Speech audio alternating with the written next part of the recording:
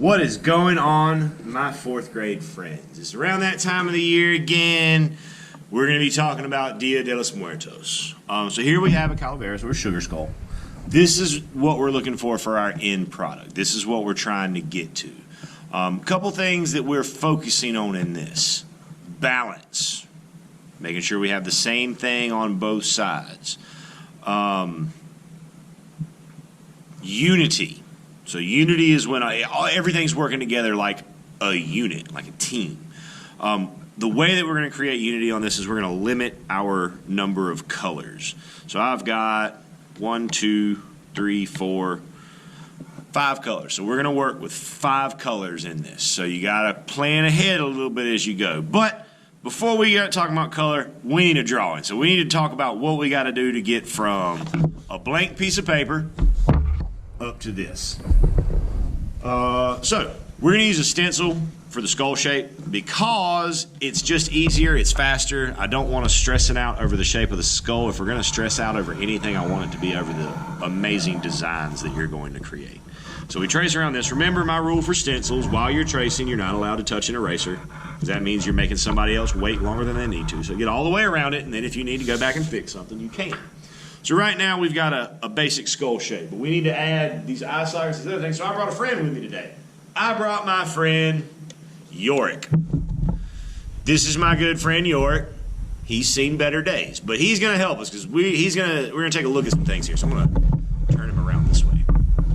So when we look at the eye sockets, despite what you might want to think, guys, the eye socket is not a perfect circle. It's not really an oval anyways. It's almost kind of oblong, kind of like a rectangle with rounded off corners. We'll set York down. So what we want to do here is these are the cheekbones. The eyes should go right above the cheekbones. So there's a cheekbone flaring out to the side. Here's the eye. So right in here, we want to make ourselves 2 eye sockets. 1, 2. And now we need a nasal cavity. That's where the nose would go. Now this is a lot easier to do than you think. What we do for this is a very simple thing. We use a heart shape, but we make it upside down. So if you can handle just drawing that heart upside down, do it. But if you think that might be tricky for you, spin your paper. Then you can draw a heart the normal way, and when we flip back over, it's going to be good to go. Last thing we need to add to make the skull is at the jaws. So we've got these gaps right here on the side where our jaw muscles would connect so that our mouth can open and close. So what we want to do is we want to come right underneath the cheekbone. We want to just make a loop. Come to the other side, do the same thing. And then we're just going to bring a line across.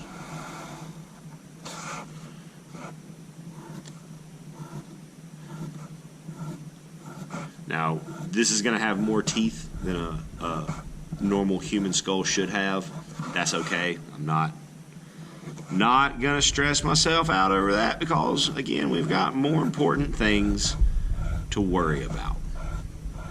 Now, once we've got this done, our next step is we need to outline. At this point, we're done with a pencil. You won't need a pencil anymore. You can put them back in the boxes. We need to outline this. We're going to color in the eyes, color in the nasal cavity, and color in these gaps on the side where our jaws are. So I'm going to speed the video up so you don't have to wait on me to do that.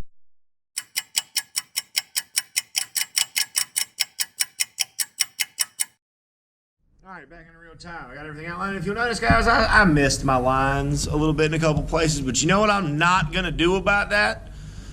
I'm not going to worry about it. So from here on out, we're working with just the black crayon. We're not going to be doing this with a pencil and then outline. We're just going to do it with the black crayon. 1, because it saves us some time. 2, because if we do it with this up front, we know that our shapes are going to be big enough, because once we're done with all the drawing, next week our goal was to be able to paint these. So what we need are patterns around the eye. So again, I'm going to draw it big enough to leave myself room to paint, because we're not going to be painting the bone. We're going to leave that paper, part of the paper, white. What we are going to be painting are the designs that we draw and the background. Remember, the background would be all this space out here. So whatever I put on this side, to keep my balance, I want to put the same thing on this side. Now, it's not necessarily super important that it's the same number of the shapes. We just want it to be the same shape repeating itself around. Okay, so then other than that, we need something up at the top. We need something on the cheekbones. We need something around the nose. And then we need something down here at the bottom on the chin. I'm going to speed this up again so you're not stuck waiting on it.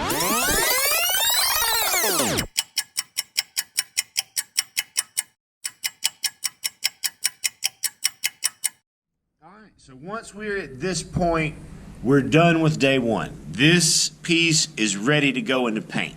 I've got balance, matching the patterns around the eyes, matching the patterns on the cheek, matching the patterns on the side of my chin, as well as there's a kind of, these two are not the same, but they're similar. They're using the same types of zigzag, straight line, stuff like that. I'm actually gonna, while I'm standing here talking to you, I'm gonna add some lines right there. But this is ready to paint. Now notice that I keep most of my shapes pretty big. We don't want to draw tiny, tiny, tiny. We don't want to do that, because if you draw really, really, really, really, really small, you're not gonna have much stuff to paint. We want to be able to get some bright, beautiful, vibrant color in this.